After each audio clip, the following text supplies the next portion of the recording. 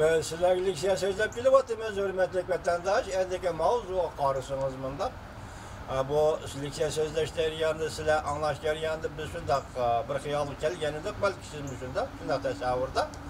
Mesela Amerika Cumhuriyeti turusunda Suudi söhbeti ayaklaşkan kelişim imzalangan hamman vaqti Amerika Cumhuriyeti münasebetinden qaysirab qarab yüzlenişi meselesi. Qaysirab qarab yüzlenişi meselesi. Hazır şunun münasebetlik to'liq bo'lmasimi bir xabar kelibdi. Men sizlarga leksiya qilib so'zlayman. Buningda avval chislaning gapini qilsam, 2019-yil 4-oyning 14-kuni bugun haftaga yakshanba hurmatli vatandoshlar. Mavzu bunda. Suudi urushi oxirlashay deb qoldi. Amerika Cumhuriyatining elishish fronti tuyuqsiz yo'tkaldi va kengayishga boshladi. Mavzuli xabar 4-oyning 13-kuni Twitter betida e'lon qilindi. Xabar bunday boshlandi. O'sha oyning 5-ida Cumhuriyatning muavin vaziri Liu bilan ko'rishganda Amerika Qo'shma Shtatlarining prezidenti Tramp ikki davlat hukumatlari kelar 4 hafta ichida kelishim imzolaydi deb ko'rsatgan.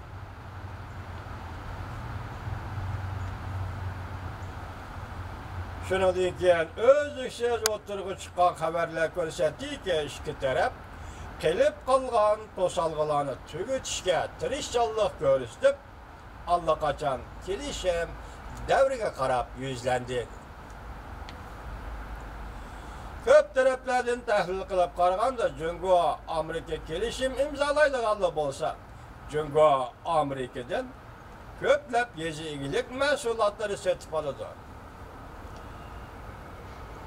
Chet el şirketlerining Jungoda savdo faoliyatlari muhitini yaxshilaydi. Hozir ishki o'tirda Amerika Jungo o'tirisidagi mavjud tamojli bejini tushirish mumkinligi bor. Washington, Beijing moliyadan pul qo'shib berish, aqliy mulk huquqini o'g'irlash, qurilma sifatli islohot elib berish to'g'risida bergan va'dalarni ijro qilganda yo'q. Gumon qilganlikdan ikki davlat o'rtasida kelishimni ijro qilishda, nazorat qilish ponkisisi qurish masalasida ixtiloflar mavjud edi. Hozirgacha Amerika taraf savdo vakili har vaqtdagidek tamojli baja qo'yish huquqini saqlab qolish uchun turdi. Jungo taraf bo'lsa boshqalarning Jungoning taqdiri to'g'risida pichishini rad qildi. Hamda shu demak hozir endi kelishimga keldi. O'tirdi nazorat qilish, ponkisisi qurish kelishimga keldi. Jungo Amerika elishidigan sap tuyuqsiz kengayishga boshladi. Kelishim imzolanadi, unga qo'l qo'yildi, imzo qo'yildi. Endilikda Jungo va Amerika o'rtasida ikki davlatning kelishimi imzolangandan keyin o'tirda bu Jungo va Amerika elishidigan sap yoki liniya tuyuqsiz kengaydi dedi. Qanday kengaydi? Ekan Jungo'ni muhim raqobatchi deb qarash, Amerikaning davlat ichida o'rtaq tunish bo'lib gavdalangan bir vaziyatda. Masalan, Jungo Amerikaga raqobatchi deb qarash, hozir Amerikada o'rtaq tunish bo'lib shakllangan mushundaq bir vaziyatda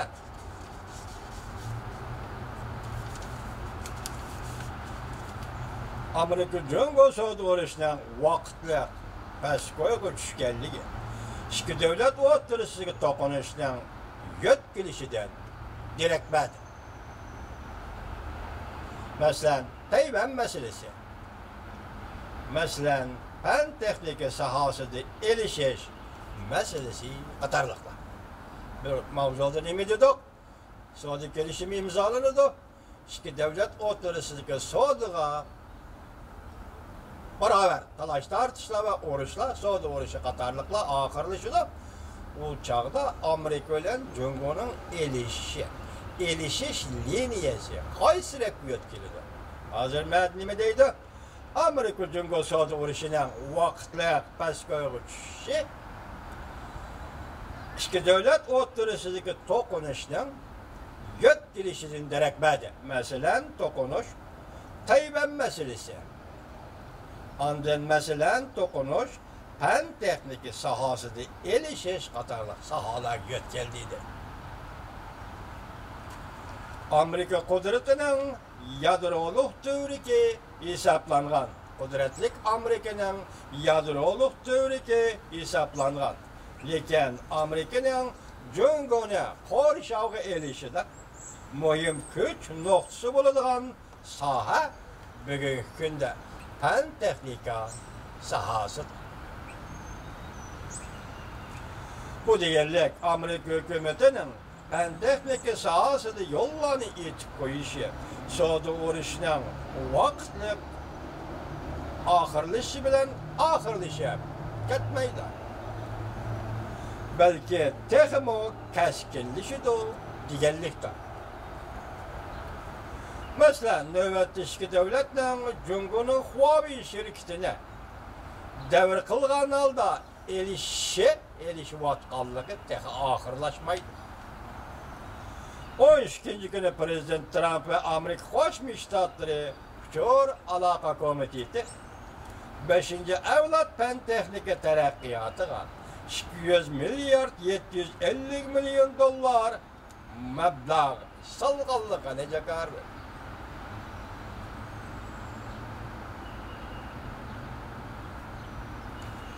100 milyar 750 milyon dollar meblağ salgallığa jakardı.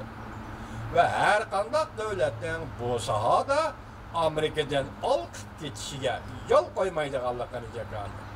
Demek Cungunun Jungshin şirketi, Huawei şirketi Amerika'dan nepelip, mesela Android'ni Amerika'dan setebilip, Amerika'da götüp getemen deyip hazır mün vence kolga elinde türmege düştü, hazır sorak jaryanida Cungo hazır kutkuzumen de bu kutkuzanmadı mün vence onu sorak jaryanida hazır nemdi de Amerika Koşmuş Ştatları 5 evlat texnika terakkiyatığı yukarıdaki pul açtı şundakla her kandak bir devletten Amerika'dan alıp geçişine yol koymaydı. Alıp geçişi yol koymaydı. Massachusetts Sanat İnstitütü 4. ayının 4. günü Huawei şirketi ve yeni biri Jungshin şirketi bilen ve yeni alakadar şirketler bilen hem kardeşiş planını toxtattı. Hem de mektep tarafından Cungo Rusya, Suudi Arabistan'a çetilediğin hemkarlık münasebetlerine adetin taşkiri tekşürüş tertipleriyle duş gelip bunda hemkarlaşmış şirketler kelgüsü de tekşürülüşke mecbur oldu. New York Vakit Gecesi buran makale ilan kılıp bunda görsetti. 3 mesele bu işi Cungo bilen karşılaşış gerek. Bu doğru melliksiye sözlüğüm bu demişler ki. Cungo fen texnik şirketlerinin Gərtnin bazarına kirişini imkaniyetin barıca çekleş. Gərtnin bazarına kirişini imkaniyetin barıca çekleş. Bu hareket devlet bir xatarligiga kapalet kılışdan halkara tertibidir deb görsetti New York Vakit Gecesi. Müşahede kızıl çıraklık göremeyi vatandaşı.